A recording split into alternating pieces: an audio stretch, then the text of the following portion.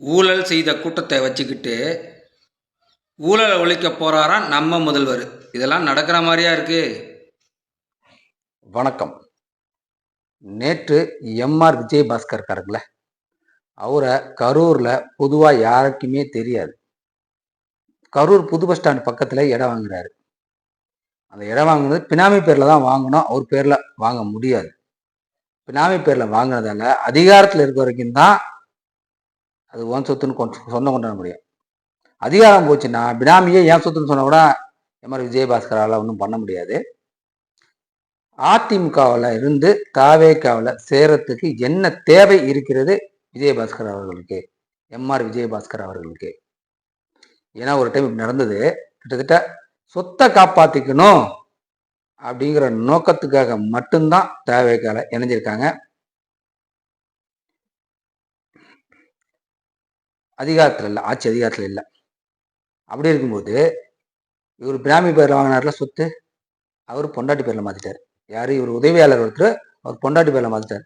இன்னும் அதிகாரம் இல்லையே, அதனால பொண்டாட்டி மேல மாத்திட்டார். அப்போ இந்த விஜயபாஸ்கர் என்ன பண்ணாருன்னா, எம்ஆர் விஜயபாஸ்கர் அவரை பிடிச்சி அடின்னு அடிச்சு துவச்சி காய போட்டு அதுக்கப்புறம் என்னையே சொல்றாரு என்னையே அடிச்சிட்டல அப்படின்னு. ஆனா அதுக்கப்புறம் நடந்தது வேற. அதை பத்தி அந்த காணொலியில் நம்ம தெளிவா பார்க்க போறோம். சீமான் இனத்தான் அதனால இங்க நிற்கிறான். நாங்கள் தமிழர்கள் ஒரு தேசிய இனத்தின் மக்கள். உலகெங்கும் 13 கோடி எண்ணிக்கையில் கொண்டு 130 நாடுகளில் பரவி வாழக்கூடிய பேரின மக்கள் நாங்கள். கிட்டத்தட்ட 1000 கோடி சொத்து இருக்கு எம்ஆர் விஜயபாஸ்கர் அவர்களுக்கு.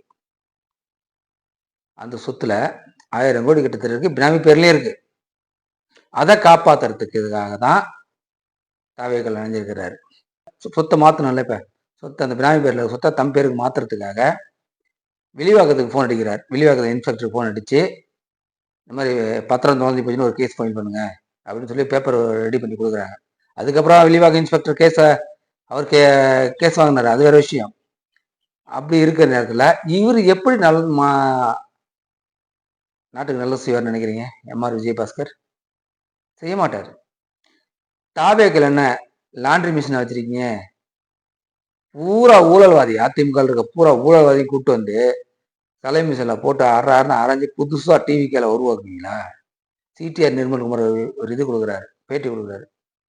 தாவேக்காலில் இருந்து இணைஞ்சிருந்தாலும் அவங்களை பத்தி விசாரணை தொடங்கும், விசாரணை இருந்துகிட்டு தான் இருக்கும் அப்படின்னு. எப்படி அடிக்கிற மாதிரி அடிச்சு கிள்ற மாதிரி கிளி விடுவீங்களா திரு சிடி நிர்மல்குமார் அவர்களே? இதுவா உங்கள் அரசியல்? மாற்றம் சொல்லி வந்த இந்த தாவேகா மாற்றம் அல்ல, பெருத்த துருநாற்றம். அப்படிதான் சொல்ல வேண்டிய தேவை இருக்கிறது. ஏன்னா பிரச்சாரத்தில் என்னென்ன பேசினார் ஐயா ஞாபகம் இருக்கு. விஜய் அவர்கள் தன்னோட கட்சியில பூரா இணைக்கிறது பூரா யாரு? ஊழல் சக்தி. தாவேக்கா ஊழல் சக்தியை பூரா இணைச்சிக்கிட்டு இருக்கு. வாஷிங் மிஷின்ல போட்டு சுத்தி விட்டா சரியா போயிடும் நினைச்சிட்டு இருக்கு. டிவிக்கே வந்து ஒரு வாஷிங் மிஷின் மாதிரி, யார் வேணாலும் ஊழல் பண்ணலாம், தப்பு இல்லை. ஆனா தாவேக்கள் ஐக்கியமாயிருங்க அப்படிங்கிற மாதிரி தான் இருக்கு. ஸ்போர்ட்ஸ் மினிஸ்டர் இருக்காருல்ல ஆதவ அர்ஜுனா, அவர் பேசுறாரு. என்ன பேசுறாருன்ட்டா, கரூர்ல தீராத கணக்கு ஒன்று இருக்கு அப்படிங்கிறாரு. ஏற்கனவே 41 பேரை கொண்டுட்டீங்க, இன்னுமா 41 பேர் கொண்டதுக்கு இன்னுமே உங்க தலைவர் இன்னும் பொறுப்பேற்றுக்கல, உங்க முதலமைச்சர் இன்னும் பொறுப்பேற்றுக்கல. தெரியாம நடந்துருச்சுன்னு கூட ஒரு சொல்ல முடியல. அப்ப இருக்க முதலமைச்சர்கிட்ட என்ன பழி வாங்கணும்னு நினைச்சீங்கன்னா என்னை மட்டும் பழி வாங்குங்க அப்படின்னு சொல்றாரு. இது எந்த விதத்துல நியாயம்? தெரியாம நடந்துருச்சு, இனிமேல் இது போன்ற சம்பவம் நடக்காது, தார்மீக பொறுப்பு நான் ஏற்கிறேன் அப்படின்னு சொல்ல முடியல. சொன்னா மக்கள் சிந்திக்க தொடங்கிடுவாங்க. பழைய தூக்கி திமுக மேல போட்டா மக்கள் ஆமான்னு நம்பிடுவாங்க. என்ன சொன்னாலும் இந்த தற்கொலை கூட்டம் தாவேக முட்டு கொடுக்குது. எதை சொன்னாலும் புரியல அவனுக்கு, என்ன சொன்னாலும் தெரியல அவனுக்கு. அவனுக்கு தெரிஞ்ச ஒரே பிராண்ட் விஜய், அவ்வளவுதான். ஒரு அம்மாட்ட கேட்குறேன், நம்ம ஊர் எம்எல்ஏ யாருன்னு கேட்டா, யாருமான்னு கேட்குறேன். அந்த அம்மா சொல்றாங்க, தெரியலப்பா. அம்மா யாருக்கு போட்டா ஓட்டு? விஜய்க்கு தான். என்ன சொல்றது? விஜய்ங்கிற ஒரு பிம்பத்துக்காக மட்டும்தான், ஒரு இமேஜ்க்காக மட்டும்தான் வாக்கு செலுத்திருக்காங்க ஒழிஞ்சு, மற்றபடி யார் எம்எல்ஏ, யார் நல்லவன், யார் கெட்டவன் பார்க்கவே இல்லை. விஜய் யாருக்கு போட்டோம்? விஜய் ஓட்டு போட்டோம், அவ்வளோதான், முடிஞ்சு போச்சு. ஆனால் ஒரு புலி வந்து கடந்த 50 நாளாக தூங்கிட்டு இருக்கு. அந்த புலி எப்போ வெளியே வரும் தெரியல, வந்தா பயங்கரமா இறங்கி அடிக்கும். அப்ப இந்த தாவேக்கா என்ன பண்ண போகுதுன்னு தெரியலையே. கேட்கிற கேள்விக்கு முதல்ல பதில் வருமான்னு பார்ப்போம்.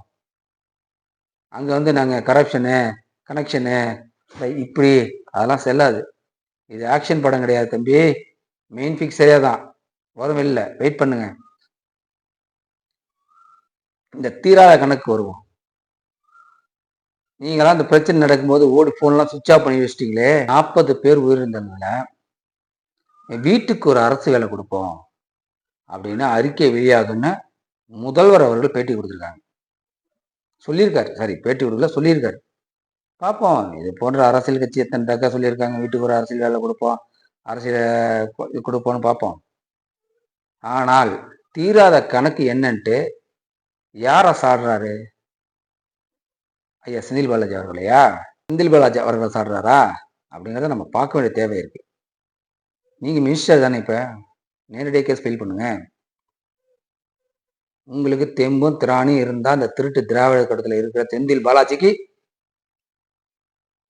நீங்க சம்மன் அனுப்புங்க, கேஸ் ஃபைல் பண்ணுங்க, உங்க கணக்கு அனுப்பி தீருங்க பார்ப்போம்.